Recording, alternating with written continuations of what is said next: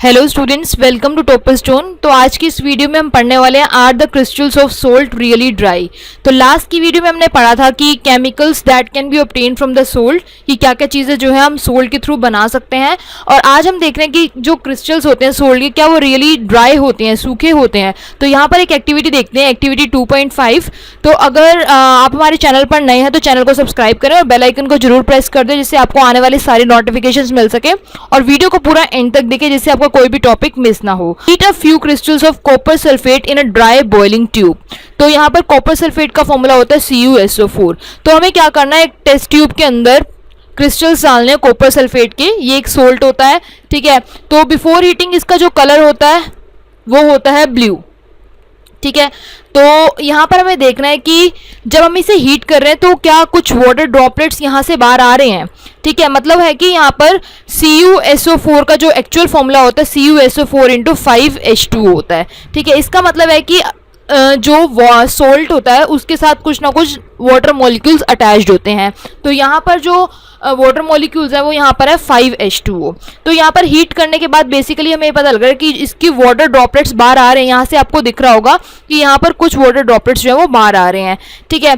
और यहाँ पर जो कॉपर सल्फेट का कलर है वो हीट करने के बाद जो है वो चेंज हो जाता है, वो कलर हो जाता है वाइट, ठीक है। तो फर्स्ट पॉइंट ये था कि कॉपर सल्फेट के जो क्रिस्टल्स है उन्हें हीट करना है, हमने हीट कर लिया उसे, ठीक है। What is the colour of copper sulphate after heating? तो मैंने बताया कि व्हाइट कलर हो जाता है after heating. Do you notice water droplets in the boiling tube? तो यहाँ पर हमें वाटर के क्रिस्टल्स भी दिख रहे हैं। Where have these come from? तो ये क्रिस्टल्स कहाँ से आए हैं? ये क्रिस्टल्स कॉपर सल्फेट के ही हैं, क्योंकि इसके साथ number of water molecules attached होते हैं, ठीक है, जिसे हम बोलते हैं वाटर ऑफ क्रिस्टलाइजेशन। वो हम आगे पढ़ रहे हैं अभी। Now add 2 to 3 drops of water on the sample of copper sulfate obtained after heating। तो जब हमने हीट कर लिया, जो व्हाइट कलर का हमारे को कंपाउंड मिल चुका है हीट करने के बाद, इसके अंदर हमें 2-3 ड्रॉप्स जो है वो वाटर की डालनी है, ठीक है। जब हमने वाटर की ड्रॉप्स डाली तो वापस से इसका कलर चेक करना है। What do you observe? Is the blue colour of copper sulphate restored? Yes, ठीक है। तो यहाँ पर क्या होगा, वापस से जो है व्हाइट में जब हम डालेंगे वाटर तो कलर क्या हो जाएगा, सेम आ जाएगा जो पहले था, ब्लू। तो आगे देखते हैं, copper sulphate crystals which seem to be dry contain water of crystallisation. When we heat the crystals this water is removed and salt turns white, ठीक है। तो ये जो कलर जो है सोल्ट का वाइट क्यों हुआ था? बिकॉज से जो वाटर के मॉलिक्यूल्स थे वो रिमूव हो चुके थे, तभी उसका कलर क्या हुआ, वाइट हो गया। If you moisture the crystal again with water, अब जब वो वाइट हो चुका है उसको थोड़ा सा 2 मिनट अगर हम वेट करें, ठंडा होने दें, उसके अंदर फिर पानी की कुछ बूंदें डालें तो वापस से ब्लू कलर आ जाता है। तो you will find that blue colour of crystals reappears. अब ये बहुत इंपॉर्टेंट पॉइंट है, what is water of crystallisation, ये पूछा जाता है। तो water is of crystallisation is the fixed number of water molecules present in one formula unit of a salt, ठीक है। जैसे कोई भी फॉर्मूला होता है Na2CO3.10H2O, तो उसके अंदर इसका मतलब क्या है कि 10 वाटर मॉलिक्यूल्स उसके अंदर अटैच्ड होते हैं, ठीक है। तो इसी तरह से यहाँ पर क्या CuSO4.5H2, तो यहाँ पर क्या fix number of water molecules attached है एक पर्टिकुलर सोल्ट के अंदर। तो 5 water molecules are present in one formula unit of copper sulfate. So chemical formula for hydrated copper sulfate is CuSO4.5H2। अब यहाँ पर हाइड्रेटेड क्यों बोला? क्योंकि यहाँ पर हाइड्रेटेड वर्ड वाटर के लिए यूज किया गया, क्योंकि यहाँ पर 5 नंबर ऑफ मॉलिक्यूल्स जो है यहाँ वाटर के अटैच्ड है। Now you would be able to answer the question whether the molecule of Na2CO3.10H2O is wet, ठीक है। यहाँ पर आप आंसर दे सकते हैं कि जो यहाँ पर 10H2 है इसका क्या मतलब है। So one other salt which possesses water of crystallisation is gypsum, ठीक है। तो जिप्सम भी एक ऐसा मॉलिक्यूल होता है जिसके अंदर वाटर के जो मॉलिक्यूल्स हैं वो अटैच्ड होते हैं। It has 2 water molecules as water of crystallisation. It has the formula CaSO4.2H2O। Let us look into the use of this salt. अब हम क्या पढ़ेंगे, जिप्सम के बारे में और प्लास्टर ऑफ पेरिस के बारे में। तो फर्स्ट है प्लास्टर ऑफ पेरिस। अब प्लास्टर ऑफ पेरिस जो है उसकी प्रिपरेशन कैसी होती है, किस तरह से वो बनता है।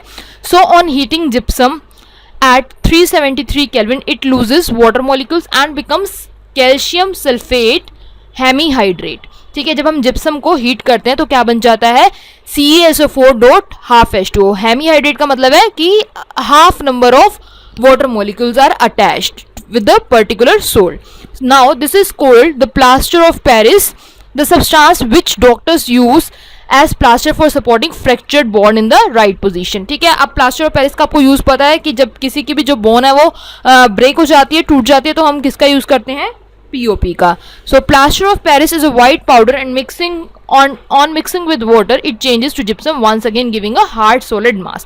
तो क्या होता है कि अगर प्लास्टर ऑफ पेरिस के पाउडर के अंदर अगर हम पानी डाल देते हैं तो वो जिप्सम में कन्वर्ट हो जाता है, मतलब एक हार्ड सॉलिड सब्सटेंस बन जाता है।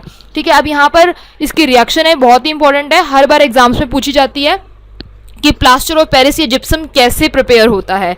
तो प्लास्टर ऑफ पेरिस के अंदर जब हम 1.5 वाटर मॉलिक्यूल्स डालते हैं, प्लास्टर ऑफ पेरिस का फॉर्मूला आपको बताया था, कैल्शियम सल्फेट हेमीहाइड्रेट भी बोलते हैं इसको, तो CaSO4.5 H2O प्लस 1/2 मतलब 1.5 molecules of water will give you out CaSO4.2 H2, मतलब यहाँ पर हाफ और यहाँ पर 1.5, तो कितना हो गया 2, तो ये बन गया जिप्सम।